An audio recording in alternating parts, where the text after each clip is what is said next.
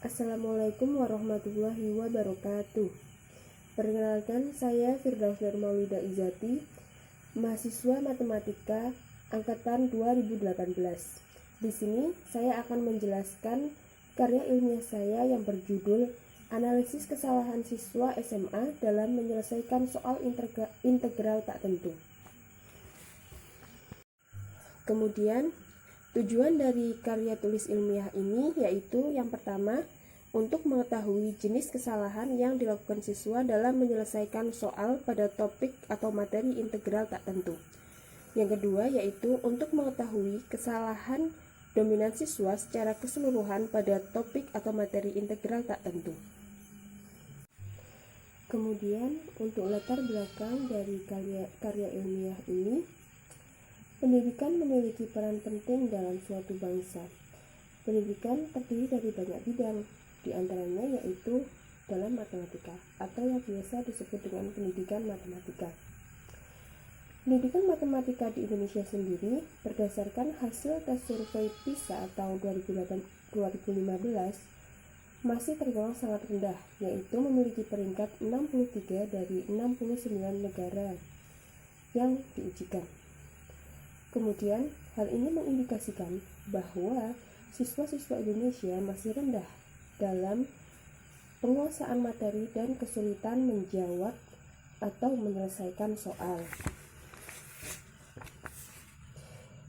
Kemampuan menjawab atau menyelesaikan soal itu sendiri dapat kita selidiki atau analisis dengan cara menganalisis kesalahan penyelesaian soal yang telah dikerjakan.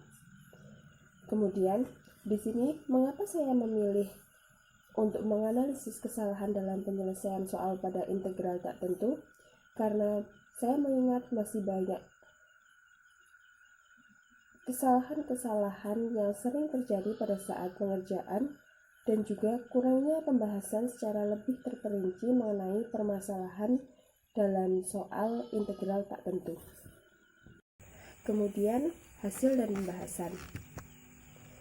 Di sini saya telah mendapatkan jenis-jenis kesalahan yang dilakukan siswa dalam menyelesaikan soal dalam materi integral tak tentu dari sumber yang saya temukan. Yang pertama yaitu kesalahan dalam perhitungan, kemudian ketidaksesuaian rumus, lalu penyelesaian yang tidak logis, dan juga kesalahan memasukkan data dalam variabel, penyelesaian soal tidak sama dengan data pada soal, tidak mempunyai hasil akhir, dan yang terakhir yaitu menggunakan beberapa cara yang berbeda namun hasilnya juga berbeda. Baik, setelah kita menemukan macam-macam jenis kesalahan yang telah dilakukan siswa dalam mengerjakan atau menyelesaikan soal dalam materi integral tak tentu, kemudian kita kelompokkan berdasarkan persentase dari sumber yang telah saya dapatkan. Di sini terlihat untuk kesalahan dalam perhitungan memiliki persentase yaitu 9,72%, untuk ketidaksesuaian rumus yaitu 20,83%, untuk penyelesaian yang tidak logis yaitu 15,28%, kemudian kesalahan memasukkan data dalam variabel yaitu 25%, lalu penyelesaian soal tidak sama dengan data pada soal yaitu 18,75%, lalu tidak mempunyai hasil akhir yaitu 9,72%, dan yang terakhir yaitu menggunakan beberapa cara yang berbeda namun hasilnya juga berbeda yaitu dengan persentase 0,69%. Di sini dapat kita lihat yang memiliki persentase dominan yaitu kesalahan memasukkan data dalam variabel. Jadi jelas bahwa analisis kesalahan yang dominan terjadi pada siswa yaitu kesalahan memasukkan data dalam variabel.